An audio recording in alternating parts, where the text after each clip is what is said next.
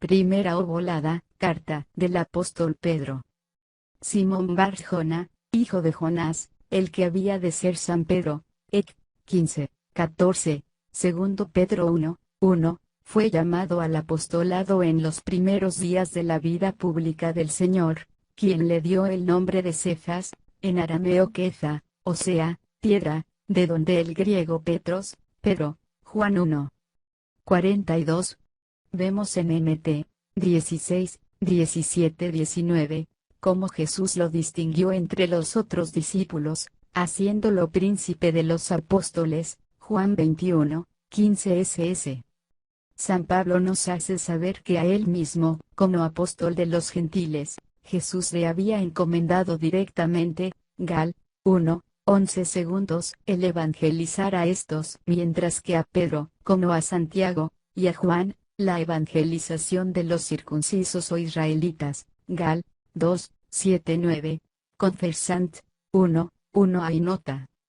Desde Pentecostés predicó Pedro en Jerusalén y Palestina, pero hacia el año 42 se trasladó a otro lugar, Ec. 12, 17 y nota, no, sin haber antes admitido al bautismo al pagano Cornelio, Ec. 10. Como el diácono Felipe lo había hecho con el prosélito etíope, Ec. 8. 26 ss. Pocos años más tarde lo encontramos nuevamente en Jerusalén, presidiendo el concilio de los apóstoles, Ec.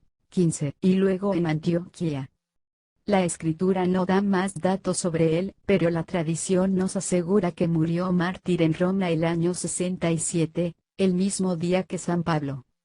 Su primera carta se considera escrita poco antes de estallar la persecución de Nerón, es decir, cerca del año 63, Confer 2 Pedro 1, 1 hay nota, desde Roma a la que llama Babilonia por la corrupción de su ambiente pagano, 5, 13.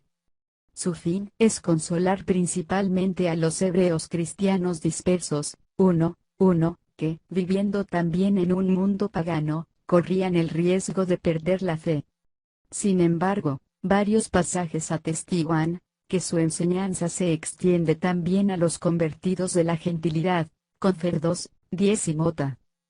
A los mismos destinatarios, segundo Pedro 3, 1, pero extendiéndola a todos los que han alcanzado fe, 1, 1, va dirigida la segunda carta, que el apóstol escribió, según lo dice, poco antes de su martirio, segundo Pedro 1, 14, de donde se calcula su fecha por los años de 64-67.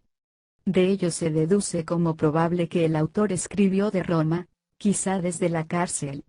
En las comunidades cristianas desamparadas se habían introducido ya falsos doctores que despreciaban las escrituras, abusaban de la grey, sosteniendo un concepto perverso de la libertad cristiana, decían también que Jesús nunca volvería.